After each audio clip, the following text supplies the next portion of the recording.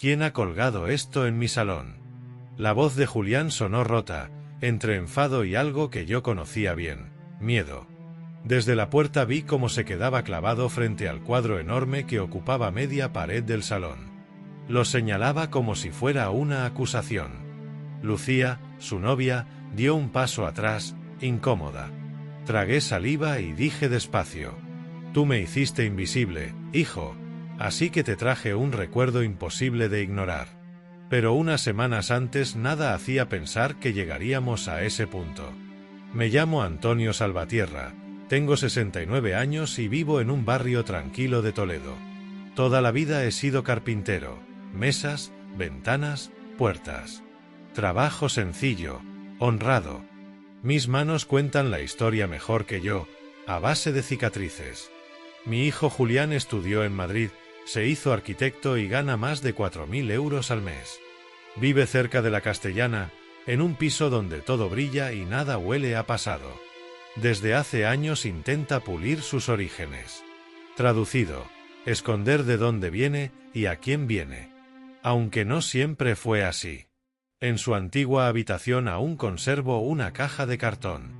Dentro hay dibujos del 2002, fotos de unas vacaciones en Málaga, la entrada de un partido donde, con 8 años, se giró hacia la grada y gritó: «Papá, mira, he metido gol».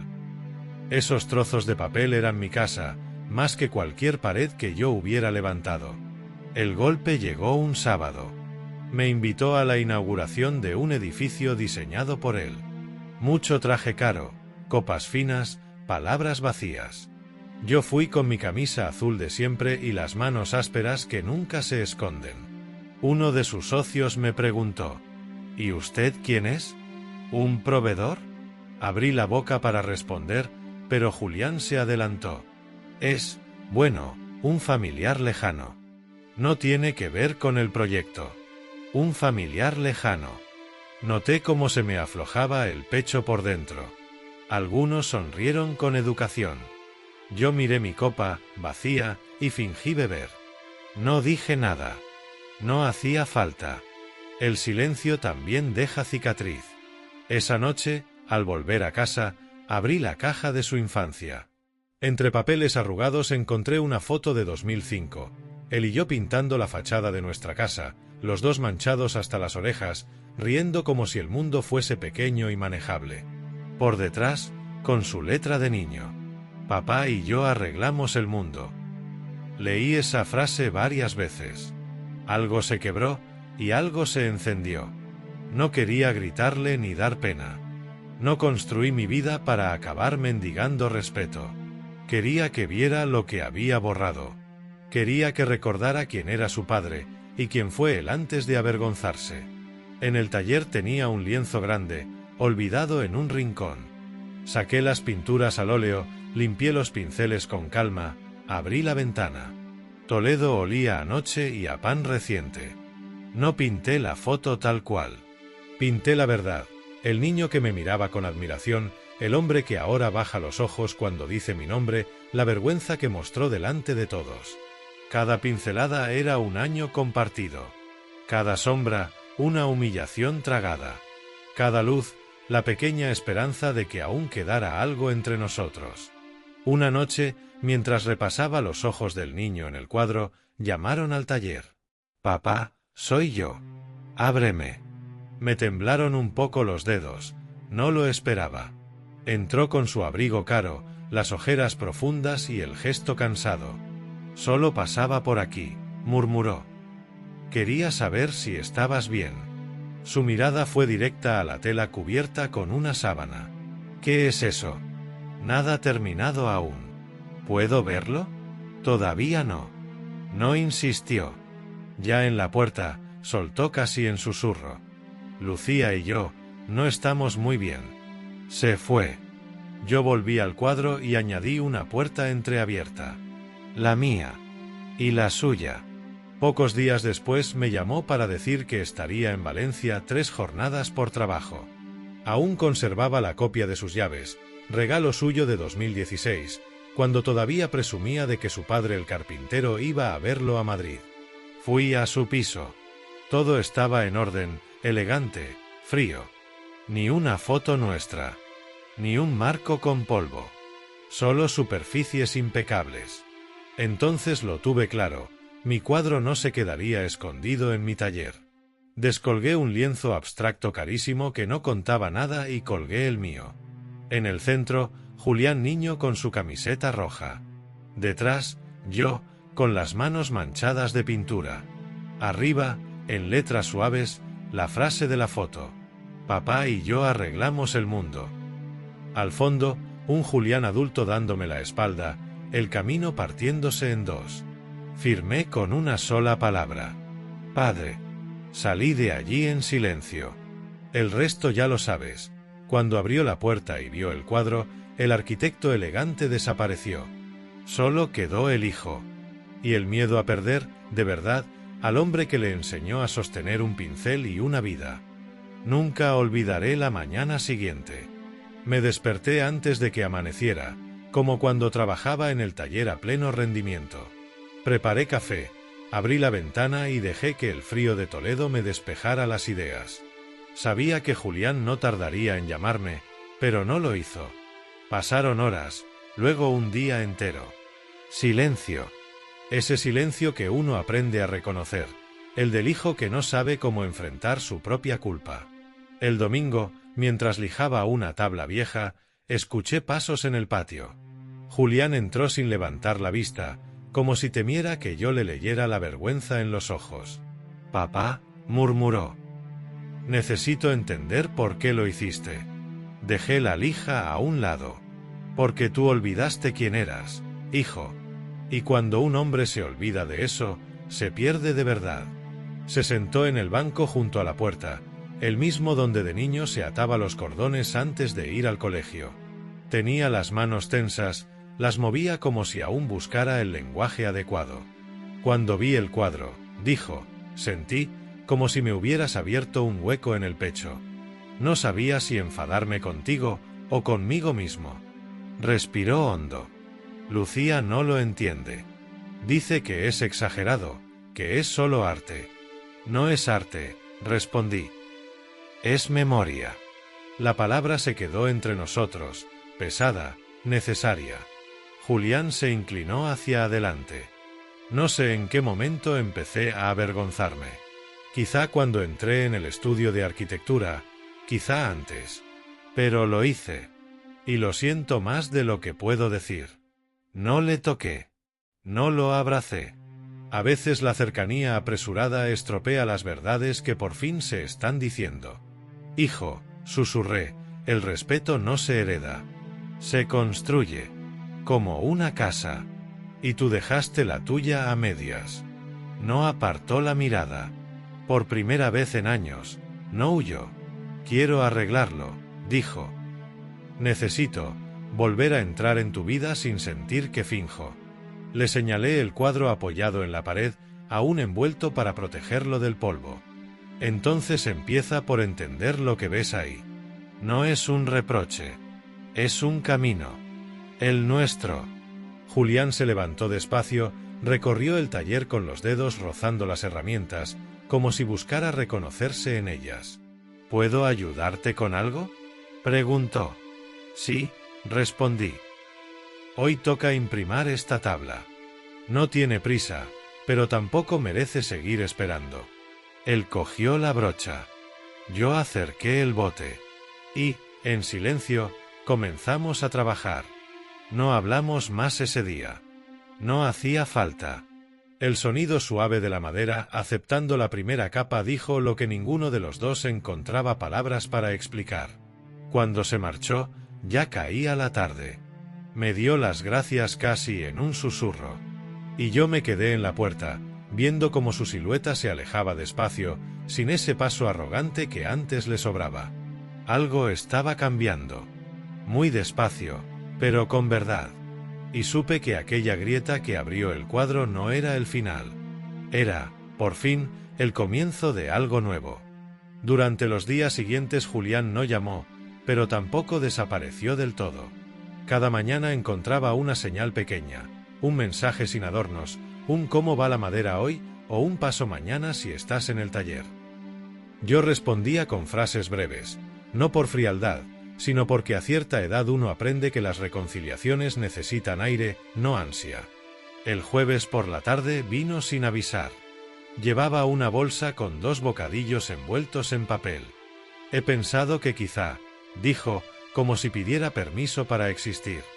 Déjalos ahí, respondí. Ahora mismo estoy ajustando esta junta. Se sentó a observarme trabajar, igual que hacía de niño. En silencio. Cada cierto tiempo movía las manos sobre las rodillas, nervioso, como si todavía no supiera cuál era su sitio en ese pequeño taller. Papá, dijo al cabo de un rato, he hablado con Lucía. Le dije que necesitaba espacio, que tenía que ordenar cosas que llevo años dejando sin tocar. La madera crujió bajo la presión de la prensa. ¿Y ella qué dijo? Que no lo entiende. Que exagero. Que el cuadro fue una intrusión. Yo asentí lentamente. Las verdades suelen parecer intrusiones cuando uno vive de espaldas a ellas. Julián bajó la mirada. No quiero perderla, murmuró, pero tampoco quiero volver a esconder nada. Entonces tendrás que elegir quién eres, dije. No quién te conviene ser. Guardó silencio. Un silencio distinto al de días atrás, menos defensivo, más honesto. Cuando terminé con la junta, limpié las herramientas y apoyé la espalda en la mesa. Hijo, tú siempre has sido más listo que yo. Pero la inteligencia no sirve de nada si no se usa para mirarse de frente. Y llevas años mirándote de lado. Él tragó saliva. Creí que, si enseñaba de dónde venía, parecería menos profesional. Que mis socios me juzgarían. ¿Qué? Que yo te manchaba la imagen, completé. No lo dijo, pero su gesto confirmó que esa era la verdad. Papá, aquella tarde, cuando dije que eras un familiar lejano, se detuvo, respiró hondo. Fue el peor momento de mi vida. No por ellos. Por mí. Se acercó al banco donde yo tenía algunas piezas sin terminar. Quiero aprender otra vez lo que olvidé. Y quiero que tú puedas mirarme sin que te duela. Eso lleva tiempo, dije. Y constancia. La tengo. Le señalé una silla vieja apoyada en una esquina. Pues empieza por esa. Está coja desde hace años. Julián la tomó entre las manos y sonrió por primera vez en mucho tiempo. Una sonrisa tímida, contenida, pero verdadera. De acuerdo. Despacio, le avisé. Lo que se arregla con prisa acaba roto otra vez. Trabajamos casi 1 hora. Él preguntaba poco, escuchaba mucho. Y yo, sin decirlo, agradecí esa forma nueva de estar, sin escapar, sin postureos, sin miedo a mancharse. Cuando se marchó, el sol ya estaba cayendo detrás de los tejados. Se detuvo en la puerta del taller. Papá, gracias por no cerrar esta puerta antes de que yo volviera. La dejé entreabierta, respondí. ¿Lo viste en el cuadro? Julián sonrió con una mezcla de nostalgia y alivio. Sí. Y eso fue lo que más me dolió. Y lo que más me sostuvo. Cuando se fue, el taller quedó en silencio, pero un silencio distinto, un silencio que ya no pesaba. Un silencio que empezaba a parecerse a la paz. Las semanas fueron pasando con una lentitud buena, de esas que no duelen. Julián venía los domingos y algunos jueves. A veces llegaba con ojeras, a veces con un cuaderno donde anotaba ideas para el taller, como si buscara un puente entre su mundo y el mío. Yo le dejaba hacer. Un padre aprende que las reconciliaciones no se fuerzan, se acompañan. Una tarde gris, mientras lijábamos la silla que él había elegido como primer proyecto, le pregunté sin mirarle. ¿Has vuelto a hablar con Lucía? Sí, respondió, deteniendo el movimiento. Dice que no entiende esta necesidad mía de revisar el pasado. El pasado no se revisa, dije. Se asume. Julián dejó la lija sobre la mesa. Creo que no vamos a seguir juntos. No hubo dramatismo en su voz. Solo una certeza tranquila, como quien sabe que no pierde nada que no estuviera ya roto. Lo siento, hijo. No, papá. Lo que siento es haber estado tanto tiempo con alguien que no quería conocerme de verdad. No dije nada. A veces el silencio es la única mano que se puede ofrecer sin invadir. Siguió trabajando un rato más, pero su gesto era distinto, más ligero, como un hombre que por fin se queda sin disfraces. A media tarde, cuando el cielo empezaba a apagarse, lo vi observar el cuadro envuelto apoyado en la esquina del taller. No lo había vuelto a mencionar desde el día que lo colgué en su salón. He decidido dejarlo allí, dijo de pronto. No pienso quitarlo. No tienes por qué mantenerlo si te resulta pesado. Es que debe pesar, respondió. Para recordarme lo que hice y lo que no quiero repetir. Asentí despacio. La verdad pesa, sí. Pero sostiene más de lo que rompe. Julián se apoyó en la mesa, con las manos manchadas de polvo fino. Papá, ¿tú crees que aún puedo ser un buen hijo? Hijo ya eres, dije. Ahora te toca ser un hombre que no se esconde. Lo demás vendrá solo. Se quedó inmóvil unos segundos, como si mis palabras necesitaran sitio para asentarse. Me gustaría, murmuró, que un día vinieras a ver uno de mis proyectos. No como invitado incómodo, sino como quien tiene derecho a estar allí. Cuando llegue ese día, respondí, iré. Terminamos la silla cuando ya casi no había luz. Él la miró con un orgullo sereno, sin exageraciones. No está perfecta, dijo. Ninguna primera vez lo es, respondí. Lo importante es que ya no cojea. Julián sonrió. Una sonrisa sencilla, la de quien vuelve a encontrar un lugar que creía perdido. Mientras guardaba las herramientas, me preguntó: «Papá, ¿crees que algún día podré mirarme sin vergüenza?» «Claro», dije. «La vergüenza es solo un espejo sucio. Se limpia trabajando. Y tú has empezado». Se marchó cuando cayó la noche, pero antes de cruzar el patio se volvió y levantó la mano en un gesto pequeño, casi infantil. Yo respondí igual. Esa noche dormí sin sobresaltos. El taller olía a madera húmeda y a promesa cumplida. Y, por primera vez en mucho tiempo, sentí que el camino entre él y yo ya no estaba roto, solo estaba siendo reconstruido, tablón a tablón, como se arreglan las cosas que importan. El mes siguiente trajo un frío temprano, de esos que crujen en las puertas viejas y hacen que el taller huela a invierno incluso antes de que llegue. Julián seguía viniendo con regularidad, pero algo en él había cambiado.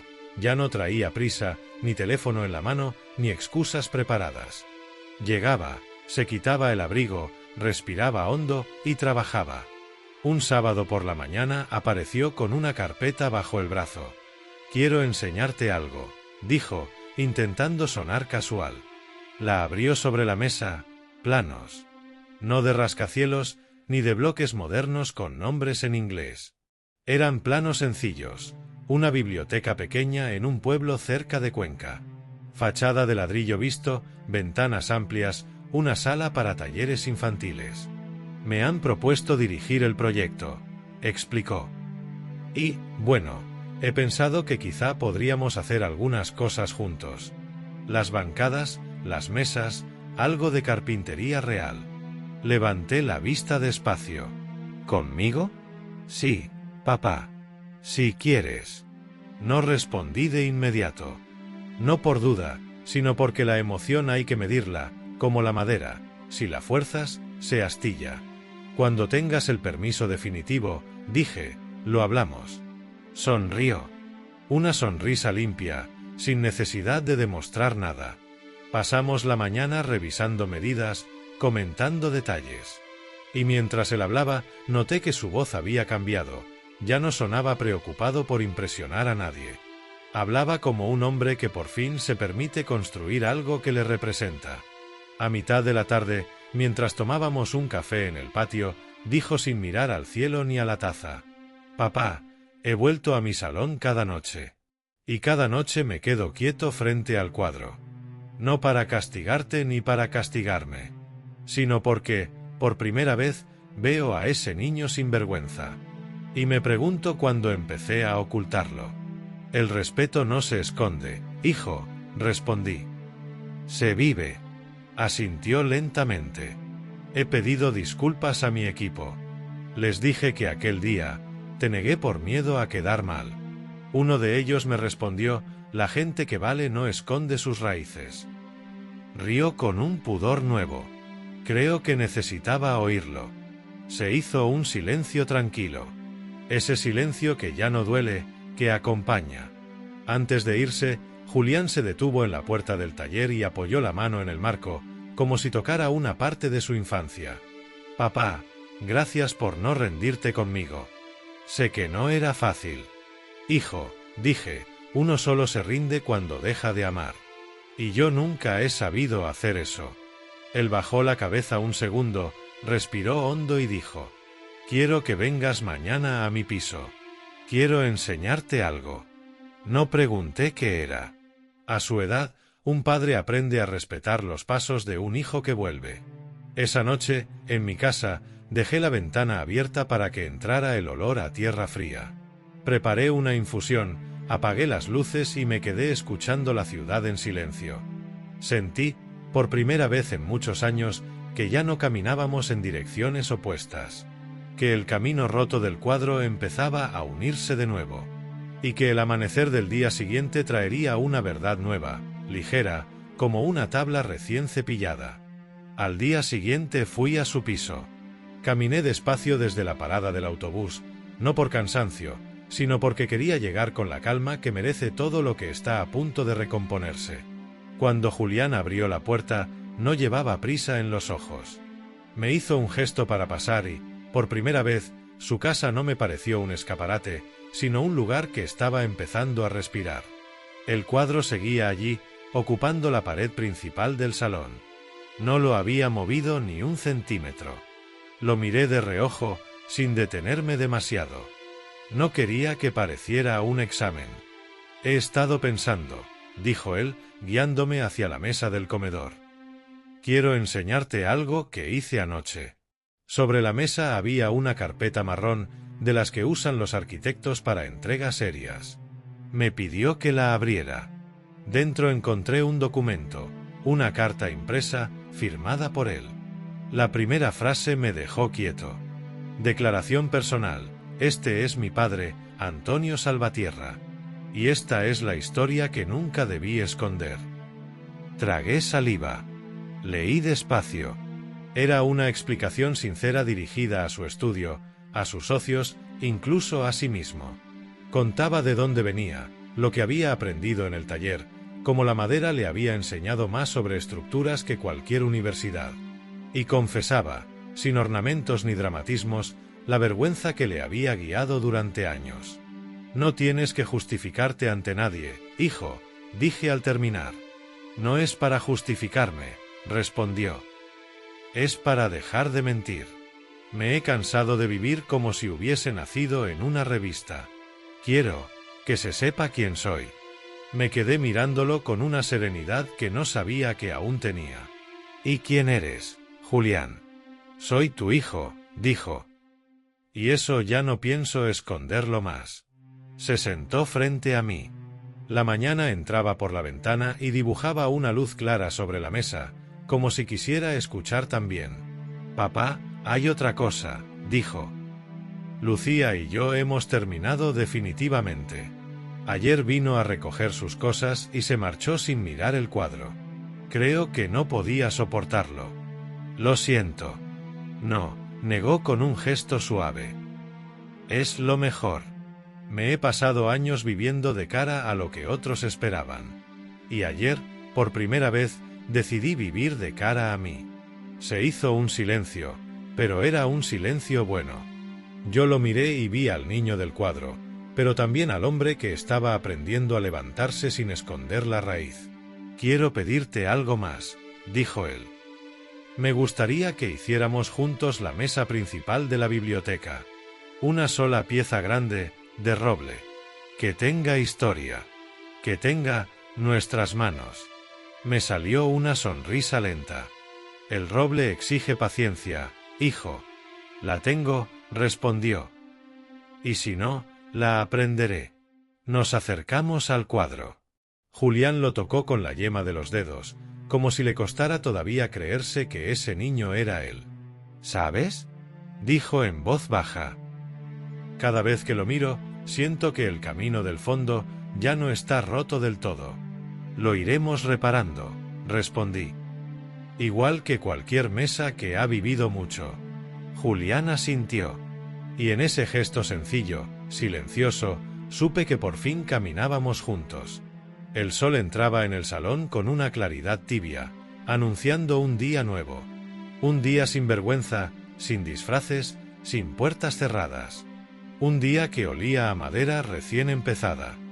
Las semanas siguientes tuvieron un ritmo nuevo, casi doméstico.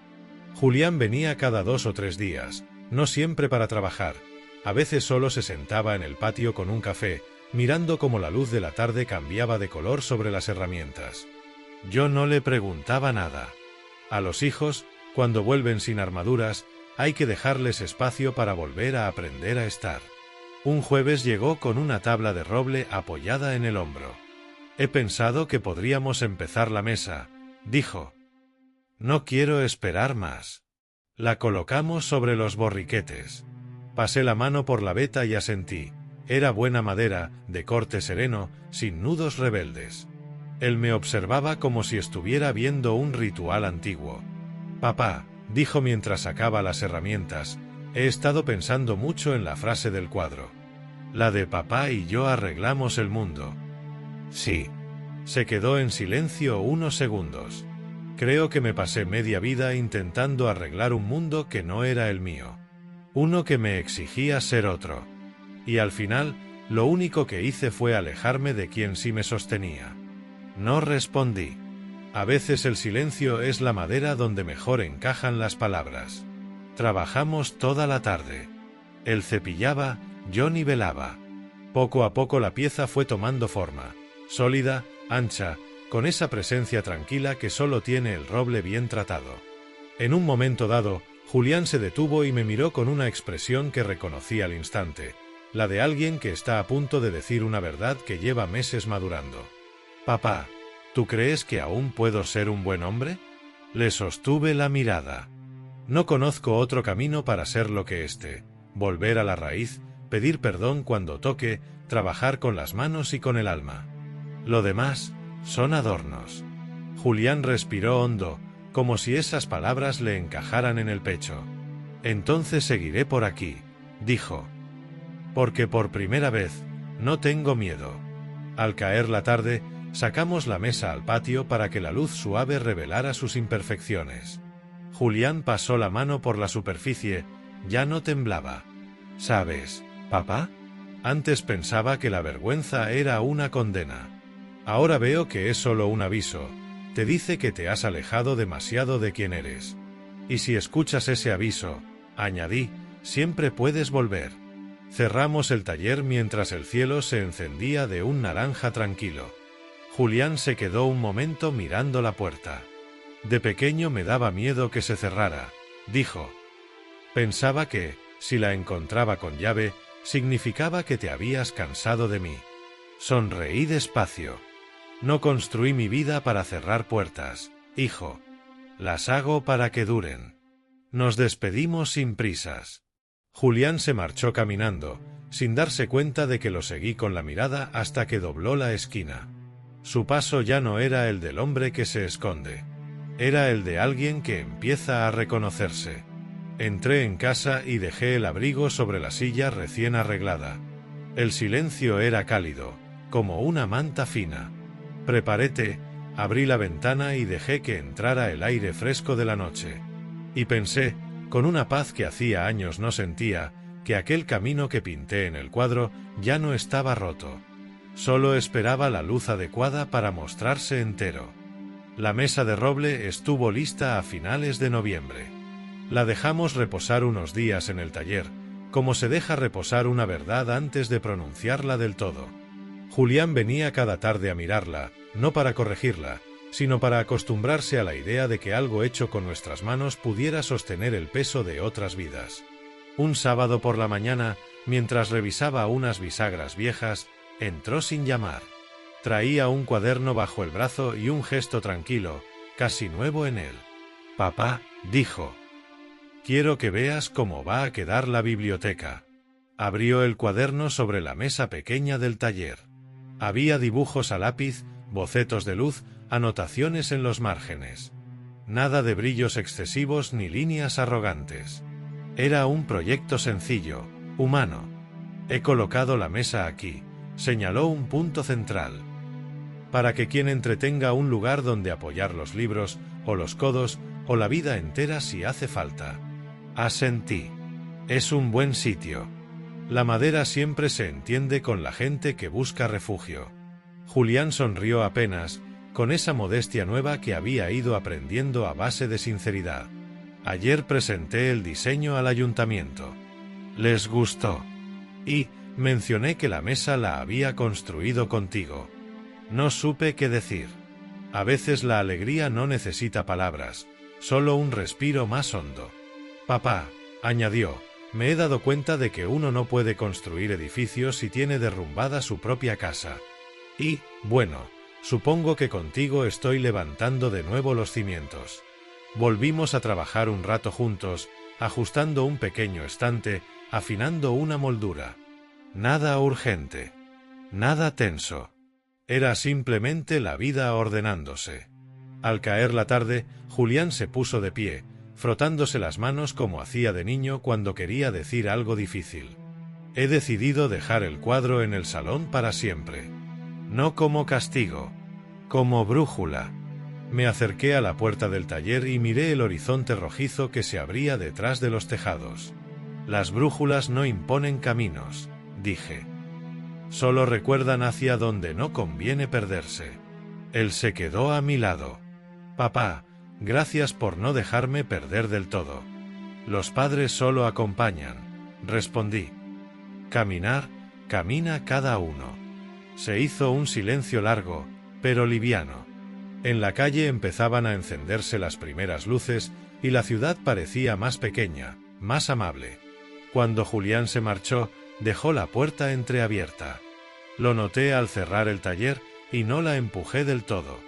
La dejé así, respirando, como un recordatorio sencillo de que la vida, a veces, solo necesita un hueco para volver a entrar. Subí a casa, puse agua a calentar y me serví una taza de té. Abrí la ventana. El aire frío de la noche traía un olor a lluvia distante, a tierra esperando la mañana. Me senté en la butaca junto al balcón, esa desde la que siempre miro el amanecer cuando la casa está en silencio. Y allí, con la taza caliente entre las manos, pensé en el niño del cuadro, en el hombre que estaba aprendiendo a ser y en el camino que por fin volvía a unirnos. La luz tenue del barrio se reflejaba en la mesa recién lijada. Todo estaba en calma. Todo tenía sentido. Y, por primera vez en muchos años, sentí que la casa, la mía, la suya, la nuestra, volvía a ser hogar.